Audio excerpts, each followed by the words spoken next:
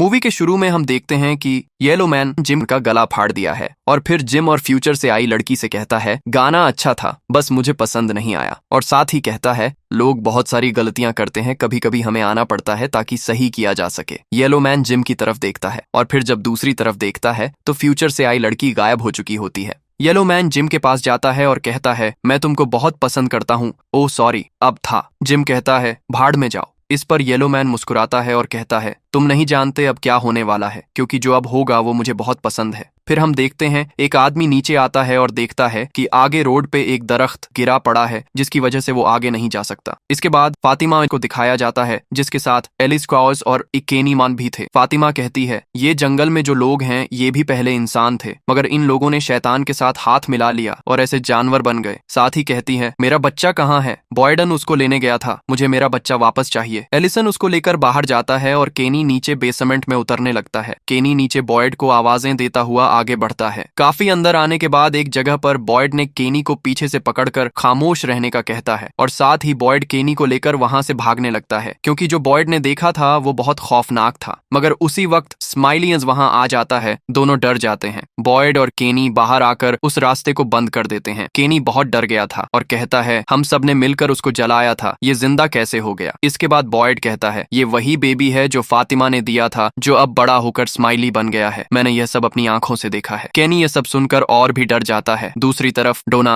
ने क्रिस्टी को अपने कॉलोनी हाउस में बुलाया होता है। क्रिस्टी जानना चाहती थी कि वहाँ क्या हुआ है। इस पर डोना उसको साथ ले जाती है और एक कमरे का दरवाजा खोलती है। डैनी उनके ऊपर गन पॉइंट कर देती है, जिस पर डोना डैनी से कहती है कि मुझे पता है कि इसमें गोलियां नहीं है, इसलिए गन नीचे कर लो। तब डैनी गन नीचे करती है। डोना एल्गिन को बुलाती है और कहती है इधर देखो, क्रिस्टी तुम्हारी मदद करने आई है। और फिर डोना और क्रिस्टी एल्गिन को पकड़कर साइड बदलते हैं। क्रिस्टी पूछती है कि इसको हुआ क्या है, जिस पर डोना कहती है सारा ने इसकी आंख निकाल दी है। एल्गिन ने आंख पर हाथ रखा हुआ था। क्रिस्टी एल्गिन को कहती है अपना हाथ हटाओ, मैं इलाज करती हूँ इसका। इस पर एल्गिन आंख से हाथ हटा देता है। वहीं दरवाजा खुलता है और क्लेयरिस वहां आती है और पूछती है कि इसको क्या हुआ। इस पर डोना उसको लेकर बाहर चली जाती है और क्रिस्टी अपना बैग उठा लेती है। दूसरी तरफ हम फिर से येलो मैन को देखते हैं। येलो मैन जंगल में चल रहा होता है। वह एक जगह पर बैठ जाता है और जमीन में से कुछ निकालने लगता है। अब हम देखते हैं कि येलो मैन ने वहां पर एक बैग छुपाया हुआ था। येलो मैन उसको खोलता है और हंसते हुए अपने कपड़े उतारने लगता है। इधर बॉयड और केनी पुलिस स्टेशन आते हैं। केनी बार बार बॉयड से पूछ रहा होता है कि अब हमको आगे क्या करना है, मगर बॉयड चुप रहता है। बॉयड एक जगह पर छुपाया हुआ बॉक्स निकालता है। इधर केनी बार बार पूछ रहा होता है कि अब हम क्या करेंगे। बॉयड उस बॉक्स को खोलता है तो उसमें बहुत सारी गोलियां रखी होती हैं। बॉयड सब गोलियों को एक एक करके निकालने लगता है और केनी को जवाब देता है ये गोलियां यहाँ पर आने वाली सारी गन्स की हैं जो अब तक यहाँ पर हमने देखी हैं, और कहता है मैं ये देखना चाहता हूँ जब इनकी जरूरत पड़ेगी तो क्या ये कम तो नहीं हो जाएंगे। और केनी को कहता है कॉलोनी हाउस और टाउन को मिलाकर यहाँ कितने लोग हैं, यहाँ पर पहले हमें यह पता करना है। मगर केनी बॉयड को रोकने लगता है, जिस पर बॉयड गुस्से में आ जाता है और केनी से कहता है क्या हम कभी इनसे जीत सकते हैं। जो हमने आज देखा है बड़ी मुश्किल से एक मारा था, वो भी जिंदा हो गया। हमको सिर्फ इतना पता है कि यहाँ पर जीना कैसे है, मगर उनके हाथ में है हमें कब तक जिंदा रखना है। इसलिए मैं चाहता हूँ कि इस बार देखता हूँ कि कौन बचेगा। इस पर केनी कहता है यहाँ पर टोटल 47 लोग हैं। इस पर बॉयड कहता है ये तुमको कैसे पता। इधर क्रिस्टी, एल्गिन और डैनी होते हैं। क्रिस्टी एल्गिन का खून साफ कर रही होती है। तभी एल्गिन कहता है क्या तुमको भी यही लगता है मैं बहुत बुरा इंसान हूँ। इस पर क्रिस्टी कहती है हाँ मैं भी पहले समझती थी, मगर अब नहीं, क्योंकि ये जगह अच्छे लोगों के लिए है ही नहीं। और साथ ही एल्गिन को कहती है मैं तुम्हारी आंख की साइड स्प्रे करके तुम्हारी आंख वाली जगह को सुन्न करने वाली हूँ, थोड़ा अजीब लग सकता है। क्रिस्टी डैनी से कहती है थोड़ी मदद करो मेरी। एल्गिन का सर पकड़ो और साथ ही दस्ताने भी दे देती है। एल्गिन पूछता है क्या फातिमा आ गई है, उसके बेबी के बाद हम लोगों को घर भेजा जाना था। इस पर क्रिस्टी कहती है यहाँ बहुत से लोगों को हौसला दिया जाता है घर का, मगर कभी भी घर कोई नहीं जा पाता, क्योंकि यहाँ के शैतान किसी को घर नहीं जाने देते। और साथ ही आंख सीने लगती है। इधर जंगल में तबीथा को देखते हैं, वो चलते हुए शहर में आती है। डिनर के सामने जूलिया और एथन मिलते हैं। तबीथा जूलिया से पूछती है क्या तुम्हारे डैड जिम आ गए हैं, जिसके जवाब में जूलिया कहती है वो तो आपके साथ गए थे। तबीथा चुप हो जाती है क्योंकि वह अपने बच्चों को अभी यह सच नहीं बताना चाहती थी। उसी वक्त एक कार बहुत तेजी से टाउन में आती है। तबीथा अपने बच्चों को अपने पीछे कर लेती है, मगर कार तेजी से वहां से गुजर जाती है और पुलिस स्टेशन स्टेशन को जाके टकराती है। बॉयड और केनी बाल बाल बचते हैं। तबीथा एथन को कहती है अपनी बहन के साथ रहना और खुद हादसे वाली जगह जाती है। बॉयड और केनी भी बाहर आते हैं और कार को देखने लगते हैं। बॉयड देखता है कि एक आदमी कार में बेहोश हो चुका है और कार की दूसरी साइड पे एक लड़की भी होती है जो कि अब जख्मी हो चुकी होती है। बॉयड एक लड़की को कहता है कि तुम क्लिनिक जाओ और एम्बुलेंस लेकर आओ। अभी बॉयड दरवाजा खोलने की ट्राई करने लगता है मगर दरवाजा नहीं खुलता, जिस पर बॉयड केनी को जंजीर लाने का कहता है। लड़की अपना नाम सोफिया बताती है। बॉयड और तबीथा उसको निकालने की ट्राई करने लगते हैं। सोफिया की गर्दन की दोनों तरफ लोहे के टुकड़े होते हैं जिससे वह जख्मी होती है। इस वजह से वह डर के मारे रो रही होती है। बॉयड सीट बेल्ट काट देता है जिससे सीट पीछे हो जाती है और सोफिया सही से निकल आती है कार से और अपने डैड के बारे में पूछने लगती है जो कि अभी भी बेहोश होता है। तबीथा सोफिया को एम्बुलेंस तक साथ लाती है और उसको हौसला देती है। डॉक्टर उस आदमी को देखती है और कहती है ये ठीक है मगर यहाँ से इसको जल्दी बाहर निकालना होगा वरना ये मर जाएगा। और फिर डॉक्टर सोफिया का चेकअप करती है और उसका इलाज करती है। तभी सोफिया कहती है रास्ते में एक दरख्त गिरा हुआ था, हमने रास्ता बदला ताकि जल्दी से हाईवे तक पहुंच सके मगर तभी डैड बेहोश हो गए और फिर टक्कर हो गई। इधर बॉयड और केनी दरवाजा खोलने की कोशिश कर रहे होते हैं। तभी आजेड कहता है कि तुम लोगों को चैन का इस्तेमाल करना चाहिए और चैन उठा के दरवाजे से बांधता है। इस तरह दरवाजा खुल जाता है। बॉयड और केनी मिलकर उस आदमी को स्ट्रेचर पर डालते हैं। विक्टर और एथन दूर से यह सब देखते हैं। डॉक्टर बॉयड से कहती है मुझे इसका मुकम्मल चेकअप करना होगा, इसके लिए यह और इसकी बेटी आज रात हॉस्पिटल रहेंगे। बॉयड मान जाता है। तभी केनी कहता है बॉयड तुमको एल्गिन को देखना चाहिए, मैं इन्हें देखता हूँ। और इस तरह दोनों अलग अलग हो जाते हैं। जूलिया अपनी माँ तबीथा से जिम का पूछती है। तबीथा कहती है वो रात होने से पहले घर आ जाएंगे। उसी वक्त वहाँ पर जेड आ जाता है। तबीथा बच्चों को घर जाने का कहती है और फिर जेड कहता है हमें अब सबको सच बता देना चाहिए। तबीथा कहती है क्या हम बताएंगे? पहले ये बताओ। हम यह बताएंगे कि हमने मुर्दा बच्चे देखे हैं और हम उनको बचाना चाहते हैं। क्या कोई इस बात पर यकीन करेगा? सब हमको पागल कहेंगे जैसे सारा को अलग रखा है, हमें भी अलग रखा जाएगा। इस तरह हमारे मरने के चांसेस और ज्यादा बढ़ जाएंगे। दूसरी तरफ बॉयड कॉलोनी हाउस जाता है जहाँ वो देखता है कि डैनी गुस्से से बाहर जा रही है। डैनी चाहती थी कि वो एल्गिन की आंख का बदला ले मगर बॉयड ने कहा ये सब यहाँ का मसला है। रोज किसी न किसी को ऐसा लगता है कि अगर वो दूसरे आदमी की कुर्बानी दे तो वो यहाँ से आजाद होकर निकल सकता है। डोना को देखते हैं, वो नीचे आ रही होती है। डोना बॉयड से कहती है कि रात होने वाली है, क्या तुम आज रात यहाँ रुकोगे? तो बॉयड डोना से इजाजत लेता है घर में रहने के लिए। डोना मान जाती है। बॉयड बहुत परेशान खड़ा होता है जिस पर डोना पूछती है क्या कुछ तुम मुझसे छुपा रहे हो? बॉयड डोना को ऊपर आने का कहता है। इधर डैनी डिनर के लिए किचन में जाती है मगर वो देखती है एक टेप रिकॉर्डर खुद ही चलने लगा है। वो इस सब को इग्नोर करती है। दूसरी तरफ क्रिस्टी फातिमा का चेकअप करती है। फातिमा पूछती है क्या अब मैं बिल्कुल ठीक हूँ? क्रिस्टी कहती है हाँ लग तो सब कुछ ठीक रहा है। क्रिस्टी पूछती है क्या कुछ तुम मुझको बताना चाहती हो? फातिमा कहती है क्या बताऊं मैं तुमको, तुम लोग तो यकीन ही नहीं करते हो। जो मेरे अंदर से निकला वो कोई बच्चा नहीं था, ये मैं जानती हूँ। उसी वक्त दरवाजा खुलता है और वहाँ बॉयड और डोना आते हैं। बॉयड बोलने ही वाला होता है कि फातिमा बोलती है और कहती है तुमने टनल के अंदर क्या देखा मुझे बताओ, वो जो बच्चा था कहाँ गया? क्रिस्टी वहाँ से जाने लगती है मगर बॉयड रोक लेता है और कहता है तुमको भी पता होना चाहिए। बॉयड बोलता है और कहता है बच्चा चैम्बर वाले कमरे में था मगर वहाँ जंगल के शैतान भी थे जो कि एक गोल दायरा बनाकर खड़ी थे। बच्चा कमरे के बीच में था और फिर वो हिलने लगा और फिर वो बद्धा होने लगा और इतना बद्धा कि खुद ही खद्दा हो गया अपने आप और फिर मुस्कुराने लगा। मैं जानता हूँ आप लोग हैरान हो रहे हैं मगर वो बहुत खौफनाक था। फातिमा कहती है क्या मैंने उन्हीं में से किसी एक को दोबारा जिंदा कर दिया है? जिस पर बॉयड कहता है हाँ ये वो था जिसको मैं कुछ टाइम पहले मार चुका हूँ। सब और ज्यादा परेशान हो जाते हैं। डोना को लगता है बाहर कुछ है। डोना बाहर जाती तो देखती है विक्टर बेड को ले जा रहा है जिसकी वजह से शोर हो रहा था। डोना वापस आकर कहती है क्या तुमको यकीन है ये वही था? जिसके जवाब में बॉयड हाँ कहता है और फिर कहता है मेरे साथ केनी ने भी ये सब देखा है। अगर मैं अकेला होता तो मान जाता कि हो सकता है मैंने गलत देखा हो। इसके बाद फातिमा कहती है मैंने बच्चा देने के बाद कुछ देखा था उन लोगों को और एक हैवान था शायद जिसने इन सबको हमेशा जिंदा रहने की ताकत दी। और इसके बाद फातिमा चुप हो जाती है और बॉयड बार बार पूछने की ट्राई करता है मगर फातिमा कुछ नहीं बता पाती और उठ के खड्डी होती है। कहती है जब मैंने कहा था मेरे अंदर कुछ ऐसा है जो इंसान नहीं लगता तब किसी ने यकीन नहीं किया अब। और फिर चुप होती है और बाहर निकल जाती है। दूसरी तरफ सोफिया और उसके डैड को देखते हैं। सोफिया दुआ मांग रही होती है। केनी डॉक्टर से पूछता है क्या तुमको लगता है ये आदमी होश में आएगा? डॉक्टर कुछ यकीन से नहीं बता पाती। तभी सोफिया उठकर आती है और केनी से फोन मांगती है और कहती है मुझे अपनी माँ को फोन करना है, वो परेशान होगी, मेरा कार में रह गया है। तो केनी कहता है यहाँ नेटवर्क नहीं आता इसलिए कॉल नहीं हो सकती। सोफिया कहती है कोई बात नहीं मैं बाहर खड़ी होकर बात कर लूंगी। तो केनी कहता है यहाँ कहीं भी नेटवर्क नहीं आता। केनी सोफिया को लेकर उस कमरे से बाहर आता है। दूसरी तरफ बाहर रात होने लगती है। तभी तबीथा दरवाजे पे परेशान खड़ी होती है तो जूलिया कहती है, आप बताइए ना डैड, क्यों नहीं अभी तक आए? तो तबीथा कहती है, मैं अभी इस बारे में बात नहीं कर सकती। जूलिया झकझोरने लगती है तबीथा से, मगर उसी वक्त एथन आता है और कहता है कि हम लोग आपस में क्यों लड़ रहे हैं। एथन अपनी माँ से पूछता है, क्या डैड अब मर चुके हैं? तो तबीथा कहती है, नहीं बेटा, वो शायद कॉलोनी हाउस में होंगे, वक्त का अंदाजा नहीं हुआ होगा उनको, हम मिलकर कल उनको ढूंढेंगे। एथन कहता है, अगर वो ना मिले तो? इस पर जूलिया कहती है, डैड ने क्या कहा था हमसे कि हमको यहाँ यकीन के साथ रहना है कि जो भी होगा अच्छा होगा। एथन हाँ कहता है। दूसरी तरफ सोफिया और केनी को दिखाया जाता है। सोफिया कहती है, क्या ये मॉन्स्टर हर रात को आते हैं? केनी हाँ कहता है और सोफिया पत्थर का कहती है, क्या ये हमारी बचाव करेगा? और उसको छूने लगती है तो केनी उसको रोक देता है और साथ ही पर्दा भी बंद कर देता है। उसके बाद केनी और सोफिया मिल के दुआ करते हैं जो शायद कभी कबूल हो। इसके बाद सोफिया अपने डैड के पास बैठ जाती है। दूसरी तरफ फातिमा नहा रही होती है और सोच रही होती है उस बच्चे के बारे में जो अब बड्ढा हो गया था। इसके बाद डोना पूछती है बॉयड से कि बहुत से लोग जानना चाहते हैं कि आज क्या हुआ था। बॉयड चुप करके खड़ा रहता है। बॉयड अचानक कहता है, आज एक और कार आई है यहाँ, उसमें एक पादरी शायद और उसकी एक बेटी थी। ये सुनकर डोना हैरान हो जाती है। बॉयड कहता है, पादरी को अटैक आया था जिस वजह से वो सीधा स्टेशन से जा टकराया। बॉयड कहता है, मैं रोज सिर्फ इसलिए उठाने की हिम्मत करता हूँ कि शायद एक दिन हम लोग यहाँ से निकल पाए, कभी हम भी अपने घर जा सकें, कि शायद अच्छे लोग एक दिन इन शैतानों से जीत पाए। मगर मैंने जब स्माइली को टनल में दोबारा जिंदा होते देखा तो मुझे लगा कि हम लोग इनको कभी नहीं मार पाएंगे। और फिर बॉयड बाहर जाने लगता है, मगर क्रिस्टी उसको जाने से रोक देती है और कहती है, बॉयड तुम हमें यहाँ जीने का तरीका बताते हो, अगर तुम ही हार गए तो यहाँ आहिस्ता आहिस्ता सब मर जाएंगे। एलिस बॉयड से अकेले में बात करना चाहता था, इसलिए सब बाहर कमरे से चले गए। एलिस भी वही कहता है जो क्रिस्टी ने कहा था कि डैड अगर आप टूट गए तो मेरा क्या होगा, मैं यहाँ अकेला रह जाऊंगा, और साथ ही बहुत ज्यादा परेशान हो जाता है। बॉयड कहता है, मुझे समझ नहीं आ रही मैं तुम लोगों को यहाँ से कैसे निकालूं, यहाँ जो भी आएगा मरेगा ये तो पक्का है, अब कौन कब मरेगा ये कोई नहीं बता सकता। इसके बाद बॉयड और एलिस गले लग जाते हैं। बॉयड रोने लगता है। फिर हम देखते हैं तबीथा और उसकी फैमिली को, वो एक साथ सोने की ट्राई कर रहे होते हैं। अचानक किचन में कुछ गिरने की आवाज आती है। सब किचन की तरफ जाते हैं। वहां वो ये देखकर हैरान होते हैं, उनका खाना नीचे गिरा हुआ है और किचन की अलमारियां खुद ब खुद खुल रही हैं और बंद हो रही हैं, जैसे कोई बहुत गुस्से में हो, मगर नजर कोई नहीं आता। सोफिया को दिखाया जाता है, वो केनी की तरफ देखती है जो कि एक कुर्सी पे सो चुका था। सोफिया वापस आती है बेड के पास, अपना चश्मा रखती है और अपने डैड के साथ बैठ जाती है और अजीब सी मुस्कुराहट आ जाती है सोफिया के चेहरे पर। सोफिया अपने डैड के सीने पर हाथ रखती है और कुछ पढ़ती है तो वो जाग जाता है। सोफिया कहती है, क्या तुम मुझे सुन सकते हो? अगर हाँ तो 2 बार आंख चिपकाओ। पादरी आंख चिपकाता है। इसके बाद सोफिया कहती है, मैं तुमको कुछ बताना चाहती हूँ, तुम्हारी जिंदगी यहाँ के लोगों के लिए कैसी है। इसके बाद हम देखते हैं ये वही शख्स है जो शुरू में दरखहत की वजह से अपना रास्ता चेंज किया था। इसके बाद सोफिया कहती है, मैं अपने पुराने चेहरे के साथ यहाँ नहीं आ सकता था। इसके बाद हमको येलो मैन फिर से दिखाया जाता है जो कि बैग खोलता है, उसमें कपड़े थे जो सोफिया ने पहन रखे थे। अब हमें ये भी दिखाया जाता है कि येलो मैन अपने कपड़े उतार चुका है और अपना रूप बदल रहा है। कुछ ही टाइम में हमें येलो मैन एक खूबसूरत लड़ेचकी बन जाता है जो कि अब सोफिया बन के टाउन आ गई थी। सोफिया सड़क के किनारे खड़े होकर पादरी की कार को रोकती है और पादरी के साथ कार में बैठ जाती है। कुछ ही टाइम बाद सोफिया उसको अपने जादू से बेहोश करने लगती है और कार को खुद तेज कर देती है और स्टेशन से जा टकराती है। फिर सोफिया कहती है, माफ करना, तुम यह सब इससे आगे नहीं देख सकोगे क्योंकि ये मेरा बहुत ही ज्यादा पसंदीदा हिस्सा है। क्या तुम चाहते हो मैं बताऊं ऐसा क्यों है? ये मुझे क्यों पसंद है? इसलिए क्योंकि इस पार्ट में ये सब लोग आपस में एक दूसरे को मार देंगे। और फिर सोफिया पादरी का मुंह और नाक बंद करके मारने लगती है। यहाँ आज की एपिसोड खत्म होती है। नेक्स्ट पार्ट के लिए चैनल सब्सक्राइब करें और कमेंट में नेक्स्ट लिखें।